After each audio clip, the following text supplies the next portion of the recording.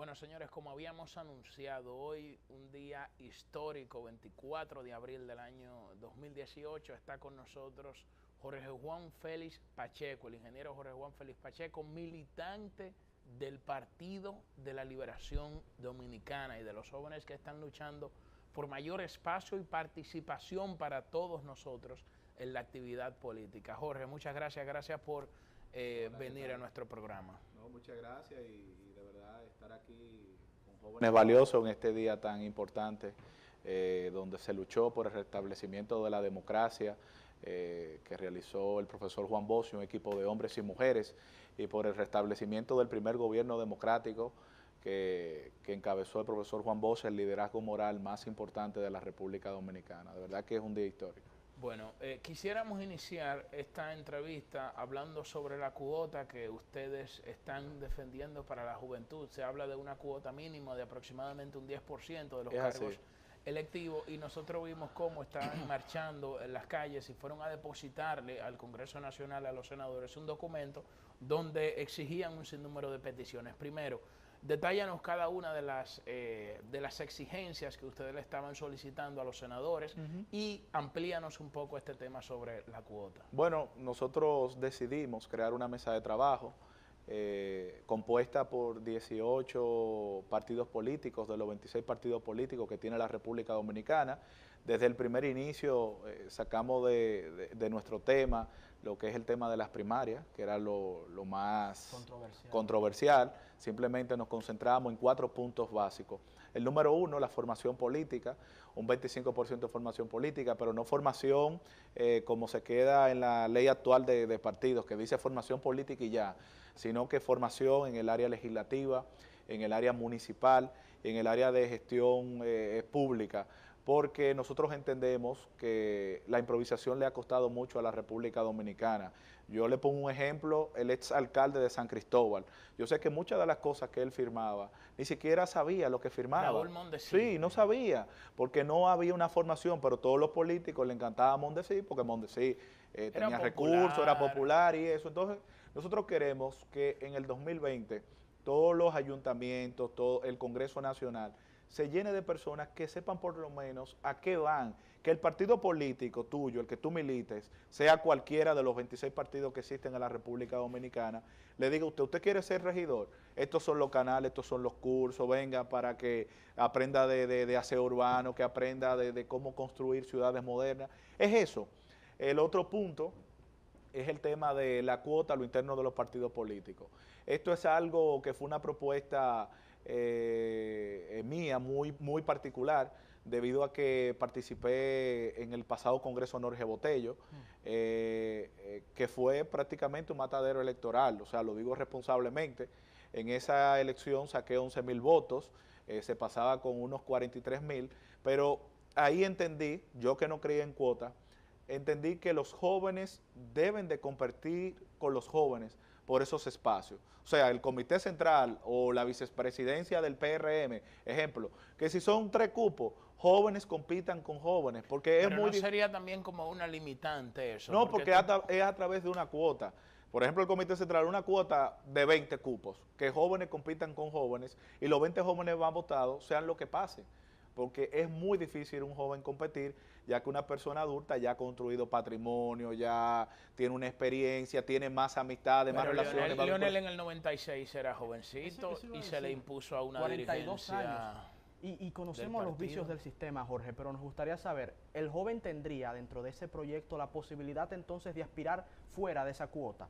Es decir, no, claro. yo quiero aspirar por el pastel más grande. Claro, totalmente. Exacto, totalmente, sí, claro, totalmente. Así es por ejemplo, en el PRM y en el PRD, que tienen su cuota de 25 establecida por los estatutos del partido. El joven que entienda que puede competir con los grandes, diríamos así, puede competir libremente. Excelente. Exacto. El otro punto es el 25% en cargos selectivos, los ayuntamientos, el Congreso Nacional. Actualmente en la Cámara de Diputados hay 6 jóvenes diputados de los 190. Nosotros pedimos un 25% de las candidaturas que sean para jóvenes. Y el último punto, el 10% de los fondos de los partidos en tiempo de campaña que sean para que los jóvenes puedan financiar sus campañas. ¿qué nosotros hemos visto? Hay una debilidad muy fuerte. El ejercicio político en la campaña pasada se limitó solamente a caravanear, a tarimear, a bailar dembow. Yo lo digo. Muchos se molestan que uno lo dice, pero el ejercicio político, como tal, la política, el convencer, el tú salir a la calle, en atraer a alguien a través de una idea, de una propuesta, eso se quedó muy limitado para la juventud. Entonces nosotros entendemos que el 10% de los fondos de los partidos vayan para los jóvenes, para que hagamos actividades que vayan en consonancia con lo que quieren los jóvenes, porque a lo mejor el joven no quiere caravana, el joven lo que quiere una conferencia. A lo mejor pero no sería un poco contradictorio, porque quizás el joven lo que quiera es ver a Mozart La Para y se lleva a Mozart La Para para tratar a través de un artista, llevarle un mensaje. Correcto, a la juventud. Pero no el joven que hace política ni el joven que es candidato. O sea, es imposible la movilidad. Tú no puedes... Porque David Collado lo que hizo fue que metía en Cristo Rey a todos esos artistas urbanos y comenzó ahí a través de ellos a llevar su mensaje de municipalidad, de transformación, pero utilizaba como recurso a esos artistas que conectaban con esas nuevas generaciones. Es así, Julio, pero el joven se le hace muy difícil hacer actividades para los jóvenes. No todo es el caravaneo, no todo. Nosotros tenemos que invitar a que esa juventud que quiere entrar a los partidos políticos, no le digan usted el último asiento de la caravana. Y lógicamente, nosotros tenemos que invitarlo y hacer actividades que vayan en consonancia a lo que ellos quieren. Disculpe, Ernesto, ya con esto te doy paso. Y estaría de acuerdo contigo ahí en el sentido de que, por ejemplo, para llevar un artista así hay que tener muchos recursos. Sin un peso usted no lleva nada. No lleva a nadie. Bueno, por eso está también entonces la posibilidad de otorgar un 10%, estaba contemplado, ¿no? De los recursos para los jóvenes. Ahora, ¿no habría también un choque en cuanto a cuotas? Sabemos que en el proyecto de ley que aprobó el Senado se aumentó la cuota de la mujer a un 40%. Y dentro de la cuota de la juventud también hay jóvenes mujeres. 10%. Entonces, ¿cómo esto funcionaría? ¿Tendrían entonces estas mujeres jóvenes, y cuando hablamos de juventud nos referimos a lo que la ley 49-00 contempla, a los menores de 35 años de edad? Por lo tanto, ¿qué haría esa mujer? Decidir, bueno, yo no me voy con la cuota de la juventud, me voy con la cuota de la mujer. Lo que creo ¿Ese sería el mecanismo? Que hay que establecer un mecanismo. Si sumamos la cuota de juventud y de mujer, son 50%. Entiendo que de la cuota de la juventud, 5 y 5. Y yo entiendo que eso puede ser establecido de manera normal en todos los partidos políticos. Entonces, ¿qué dentro de ese pliego de, digamos, de propuestas, qué les aprobaron los senadores? Nos aprobaron el 10% en formación política. Eso es algo muy importante y fue algo explícito, porque fue así mismo como el texto que nosotros le hicimos a la Comisión Bicameral, así mismo fue puesto en la ley de partido aprobada en segunda lectura por el Senado de la República, explícitamente la idea de la mesa de trabajo, que es un logro. El tema de... Que hay que cacarearlo para que se vea que hay gente luchando a favor de la juventud y de mayor posicionamiento y de la formación. Y de la formación. Claro, y de la formación de los jóvenes. Que muchas veces está muy limitada en los partidos políticos, se queda en un congreso al año de política y no es lo que se requiere actualmente. Y el otro punto aprobado fue un 10% para la candidatura en lo congresual y municipal. Esas fueron las propuestas que fueron aprobadas. Entonces esperamos que se mantengan en la Cámara de Diputados. Y ya nos reunimos con la Cámara de Diputados, con la comisión que está estudiando la ley de partido, y nos dieron el visto bueno y se comprometieron de que, al igual que en el Senado de la República, va a ser aprobado el 10% de formación política y el 10% de la cuota de juventud. Y una pregunta, porque como es tan diverso, es un arco iris que nosotros tenemos en la Cámara, en el Congreso, porque es el órgano más representativo de los poderes del Estado. Ustedes se reunieron con el liderazgo político, me refiero ya a los dirigentes de los partidos, me refiero a los presidentes de los partidos, porque para que los congresistas aprueben eso, bueno, los congresistas obedecen a un determinado liderazgo, a líneas partidarias. Entonces, ustedes se reunieron con el liderazgo de los partidos, con el ingeniero Miguel Vargas Maldonado. El primero que nos recibió, comenzamos en grande, fue el presidente de la República, Danilo Medina. Excelente. Luego nos reunimos con doña María. ¿Qué le dijo el presidente? El presidente Danilo Medina nos dijo textualmente: búsquenme consenso. Reúnanse con todo el liderazgo, que yo les voy a apoyar. Si ustedes me buscan consenso, yo le garantizo la cuota de juventud. El presidente debería decir eso con las primarias también. Fue algo claro, fue claro, explícito. No, ese es otro tema. Ese es otro tema que le vamos a analizar ahorita. Lo dijo a sí mismo y el presidente cumplió. Nos reunimos con el presidente de la República, luego doña Marisa López de Ortiz coordinó un encuentro con todo el bloque progresista. Hicimos un encuentro con todo el bloque progresista, donde se comprometieron también a apoyar la cuota de juventud.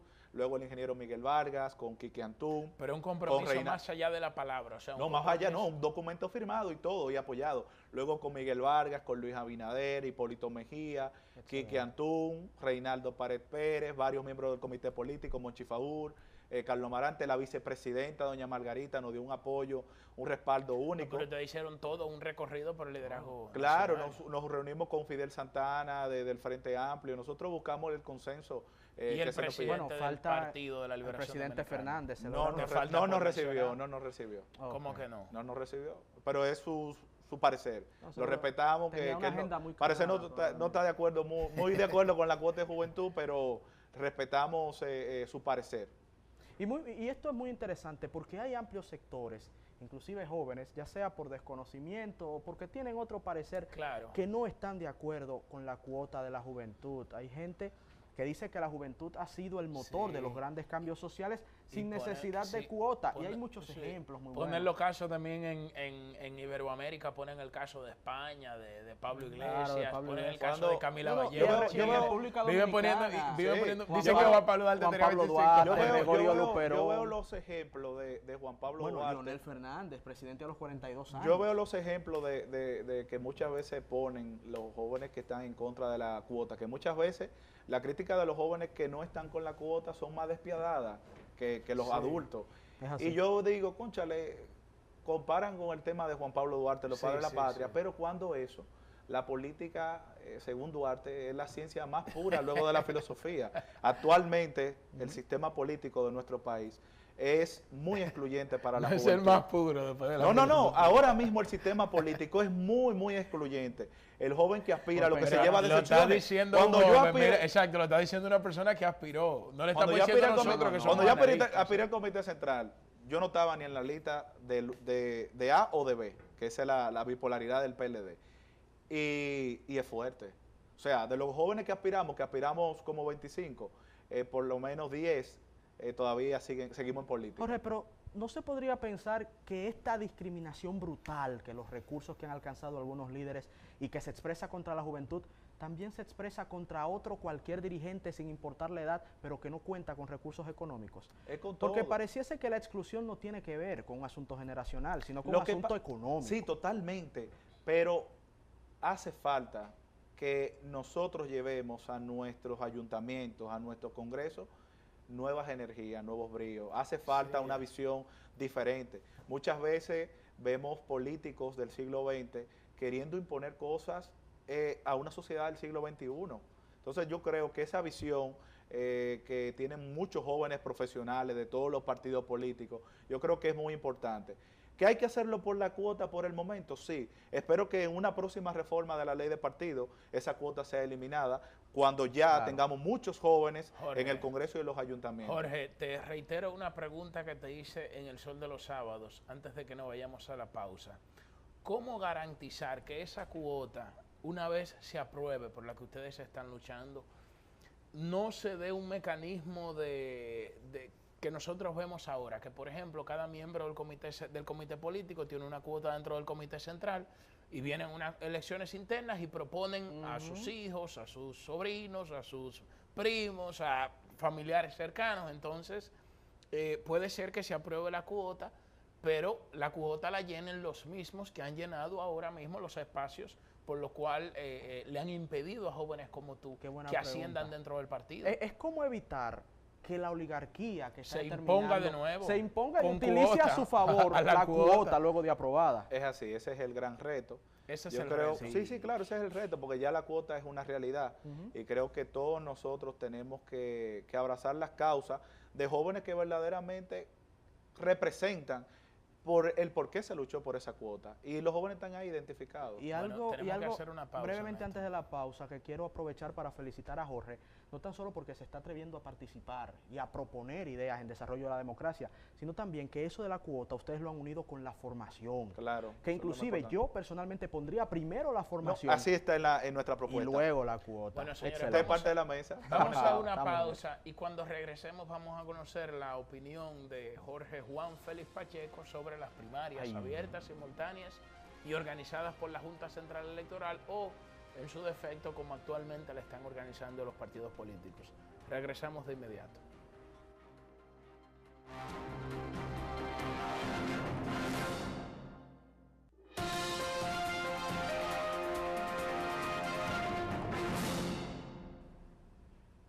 En ocasiones, los temas que consideramos obligatorios por la notoriedad pública que tienen, no necesariamente son los que prefiriésemos, pero nosotros nos debemos a ustedes y el tema que está copando la opinión pública a nivel político en estos momentos es el de las primarias, ya sea abiertas con el padrón de la Junta Central Electoral o ya sea cerradas con el padrón interno, y ambas, por cierto, simultáneas. Ustedes, de manera muy inteligente, obviaron dentro de las propuestas que hicieron en pos de la ley de la juventud, muy inteligente, obviaron este tema tan espinoso, pero como militante político nos gustaría conversar contigo, Jorge, en cuanto a tu parecer. Primero, ¿qué sistema piensas que en este momento se ajustaría en beneficio de la partidocracia nacional y cuál sería más beneficioso para la democracia? Mira, yo desde que vi el tema, cómo se estaba llevando a cabo, tanto de las partes del presidente Fernández como del presidente Danilo Medina, yo lancé mi propuesta en septiembre. Yo le dije, más que pensar en primarias abiertas o cerradas, tenemos que pensar en validación del padrón. ¿Qué yo explicaba ahí? Esta validación del padrón nos iba a servir como un reencuentro de la familia PLDista. Esta validación del padrón nos iba a servir de demostrar de que el PLD es la fuerza mayoritaria de la República Dominicana. Esta propuesta yo la hice cuando estaba en su auge. Explícalo de validación del padrón. ¿A qué te refieres?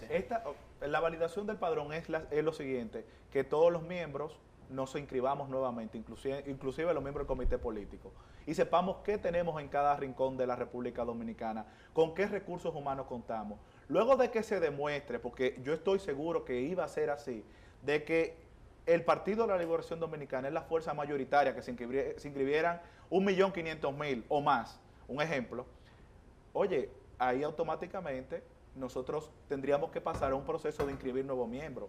Desde el año 2013, el PLD no inscribe nuevos miembros y eso es algo muy peligroso, porque hay mucha gente que quiere participar. Peligroso y antidemocrático. Totalmente. O sea, ¿qué tan difícil se le hace a un joven pertenecer al Partido de la Liberación Dominicana? No puede ser un joven que tiene 20 años no puede entrar. Oye, un joven de 23 años no es miembro. No es miembro del PLD, porque desde el 2013 está paralizado, o sea, tenemos 5 años. ¿Y esa propuesta de validación del padrón recibió alguna acogida al secretario de organización se le hicimos llegar a varios miembros al presidente del partido? A varios miembros del comité político, pero al final era abierto o cerrada, lamentablemente. Mi opinión particular, sigo sosteniendo lo de la validación.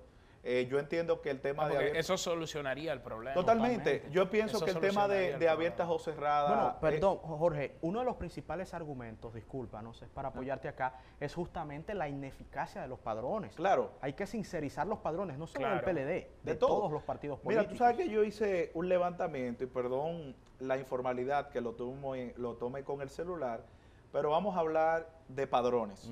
Por ejemplo, en el mundo, vamos a hacer un viaje. Si nosotros vamos a China, el Partido Comunista Chino tiene 82 millones de militantes, es decir, el 5.8 de la población de China. Wow. El Partido PRI de México, el Gran PRI, tiene 5 millones de militantes.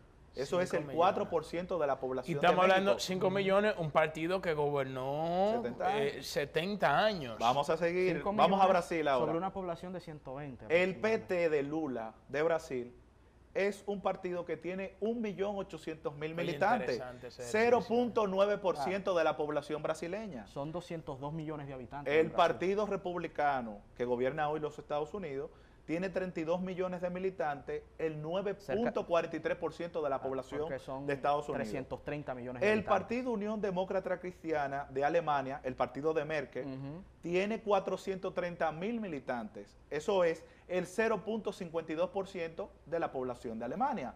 Pero cuando llegamos a la República Dominicana... El de España no lo tienes, el No, del no PSOE. tengo el dato. Cuando vamos a la República Dominicana, en el caso del PLD, tiene 2.700.000 militantes, eso es el 25% de la población del país y el 39% de los electores inscritos en el padrón electoral. Eso es insostenible. Eso es una falsa. El padrón del PLD es una falsa. Muchos dirán, bueno, los votos están ahí.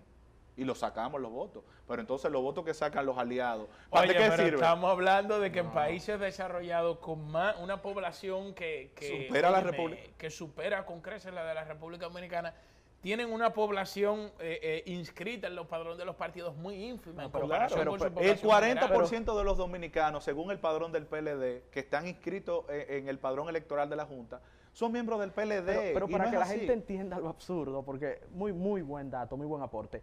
La República Popular China es una nación comunista.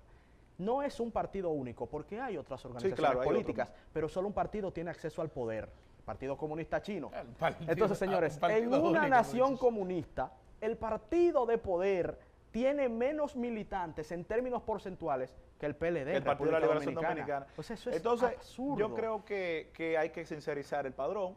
Las primarias abiertas y cerradas, ambas tienen su pro y su contra. De manera particular entiendo que las primarias abiertas tienen de contra en que primarias abiertas sin formación política... O sea, no hay un modelo que sea la panacea, que No, sea un catálogo de virtudes. Los dos son negativos, los dos tienen su aspecto positivo y su aspecto negativo. Los aspectos negativos, vamos. ver. Primarias abiertas. El tema de las primarias abiertas sin formación política y sin control de gasto es igual a la privatización de la política, en donde el o la que tenga más recursos económicos se va a imponer y donde van a ser escasas las ideas. El padrón Esa es cerrado, una posición responsable. el padrón cerrado bajo el esquema actual es mantener el secuestro de los partidos. Vemos el caso del Partido Revolucionario Moderno.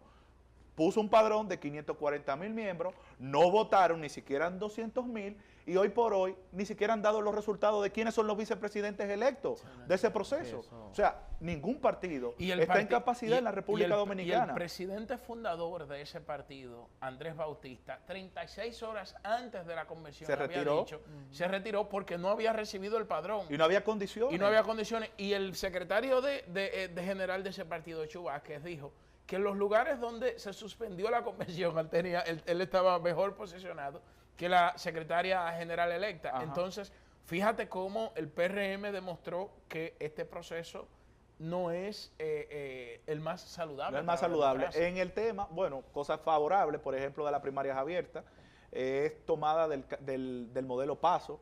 El modelo PASO, que son primarias abiertas, simultáneas y obligatorias, que son los modelos aplicados en Argentina. Ahí, obviamente, como tú vas a concentrarte en buscar el voto para tu candidato, no es verdad que tú vas a votar por otro candidato. ¿Cuál es la negativa, por ejemplo, del PRM con el tema de las primarias simultáneas? En el caso específico, la palabra simultánea. Tú sabes que nosotros tenemos un país en donde hasta un sondeo que se hace por radio se convierte en noticia y se convierte en un objetivo político. Le dan de una vez, fulano gana una encuesta, pero no es una encuesta nada, porque no tiene ningún tipo de argumento científico. ¿Qué pasa con las primarias simultáneas? Imagínate, el PLD primaria simultánea van y vota 900.000 personas, un ejemplo. Y la primaria simultánea del PRM, ¿cuántas personas van a ir a votar? Van a votar 200.000. Ya tú estás hablando de un candidato que dentro de la lógica dominicana ya comenzó mal. Porque el otro candidato ya le lleva 700.000 votos. Oye, así se piensa. Claro. Pero eso es un disparate. Porque en otros países, por ejemplo, Podemos, en sus conversiones internas en España, la última que tuvo, no sacaron ni 70.000 votos. Pero cuando salieron a las calles, la convención, sacaron millones de votos. Jorge, el presidente Fernández plantea algo interesante y nos gustaría saber tu ponderación. Bueno, está en Nueva York en estos momentos de unas declaraciones. Y va a dar una conferencia magistral en la Universidad de Columbia, que es una Ivy League. Pero el caso es el siguiente, el presidente Fernández, y es algo que le están exigiendo al interno del partido, pero hay sectores que quisieran verlo, no en Colombia, no en Marte. En la ONU. Pero sí, el tema es el siguiente, el presidente Fernández plantea, por un lado, que son inconstitucionales, no las primarias abiertas, sino la imposición de un método único de elección para los candidatos internos, y dice que debiese dejarse a los partidos políticos la potestad de elegir el tipo de primarias que efectuarían o el tipo de elección interna para sus candidatos. ¿Qué consideras de este planteamiento y si no lo consideras favorable, qué sugerirías en cambio? Mira, esto es algo que ya pasó de ser de un tema constitucional o jurídico a un tema político. La estrategia del presidente Fernández, aquí te lo hablo, me quito la ropa de PLDista, te lo digo como una persona que ha vivido varios procesos electorales, que ha cogido cursos. La estrategia del presidente Fernández al inicio fue muy buena, porque en el tema jurídico, él es un monstruo. El presidente Fernández es una de las lumbreras de este país, claro. Y el debate jurídico, él podía de tú a tú generar argumentos y ganar tiempo. Pero automáticamente el comité político tomó la decisión, ya el tema no es jurídico, el tema es político. Y en el tema político él tiene una desventaja que no se puede negar, de que hay una nueva mayoría en el Partido de la Liberación Dominicana. El comité político, vía lo que le llama el PLD, lo que es el centralismo democrático, por mayoría eligieron el dejar libres a los legisladores. Escúchate. Y esos legisladores están tomando... El centralismo democrático, uno de los métodos de toma de decisiones no voy a fundacional del de verdad, no totalmente. voy a caer en debate con, con los invitados, pero el centralismo democrático es un poquito más que eso. Totalmente, claro. El centralismo democrático no es sencillamente ponernos a votar. No tan solo eso. No tan solo. Incluye incluso una consulta de las totalmente. El centralismo democrático viene desde los organismos de base. De los organismos sobre la decisión. Hermano, el centralismo democrático no es piramidal, es horizontal. Exacto, es horizontal porque sería entonces ¿cómo lo diría? Lo dice un gran autor, lo denomina sería ya autocrático en caso de que se imponga una decisión de arriba hacia abajo. Nosotros, que hemos estudiado a Juan Bosch, nosotros tres, no pudiésemos decir, si no queremos faltarle a la verdad, que lo que ha pasado en el comité político es centralismo democrático. Porque acabamos de definir lo que una es. Consulta de entonces no es. Lo que sucede yo no quería caer en ese debate, pero totalmente, tú tienes razón. Hay que poner los puntos sobre las decisiones del comité político, que desde el año 2004 son los que están tomando y decidiendo por el futuro del partido. Antes se hacía por consenso. A partir del 2015 se empezó a aplicar esa mayoría mecánica. No es una realidad. Pero totalmente. Estamos hablando en el caso de Julio, pero es un consenso. En el caso de Ernesto y yo somos compañeros de partido, y es cierto, el comité político dejó de ser un organismo de consenso para convertirse en un organismo de votos. Y eso es algo muy lamentable, que yo creo que se debe de corregir en el próximo Congreso. Pero nos desviamos un poco de la pregunta, Jorge. Entonces, la posición del presidente Fernández, para ti, ¿cuál sería la alternativa de no escucharse esta posición en el Congreso Nacional? Yo lo que creo es que asumir lo que la mayoría de su partido vote y entiende, y que se prepare tanto para participar en primarias abiertas o cerradas. Yo creo que en el 2020 muchas personas con este tema de la primaria, y eso es algo que me apena, creen que el mundo se acaba en el 2020. Jorge. Al final, nuevamente va a ganar la voluntad del pueblo dominicano, y en el 2020, sea en padrón abierto o en padrón cerrado, el que construye una mayoría, el que construye una propuesta país, el que promueve su visión, es el que gana en la República Dominicana. Aquí no hay invento. Dos cosas antes de terminar esta entrevista. Primero, el presidente Fernández dio unas declaraciones hoy en Nueva York que cito textualmente, dice: con fuerza e imposición se podrá vencer, pero no convencer. Y luego retoma el tema de la metáfora sino el referente histórico de Trujillo y Horacio Vázquez, de cómo un intento por perpetuarse en el poder de Horacio Vázquez trajo consigo la tiranía de Trujillo, cosa que yo no comparto, porque hay otros autores que plantean otra cosa, pero bueno, en ese sentido, ¿qué opinión te merece ambas declaraciones? En cada escenario electoral, cada campaña es muy diferente, todas las campañas traen consigo cosas nuevas, pero en cada campaña electoral hay quienes muestran la fuerza y hay quienes ejercen la fuerza. Siempre el que ejerce la fuerza se lleva al que solamente muestra la fuerza. De una manera u otra, vemos a un Leonel Fernández diferente que está mostrando la fuerza, ejerciéndola. Exacto. Que no lo hacía, que nunca lo había hecho. O sea, desde el 2012 solamente mostraba: tengo tantos diputados, tengo tantos senadores, tengo esta fuerza, pero no la ejercía. Entonces vemos, yo al final, y eso lo digo de manera responsable, entiendo que en el Partido de la Liberación Dominicana al igual que en todos los procesos, la fuerza de la política va a ser mayor que la política de la fuerza. Epa. Terminó con una frase ahí que nos motiva una reflexión. Proverbial.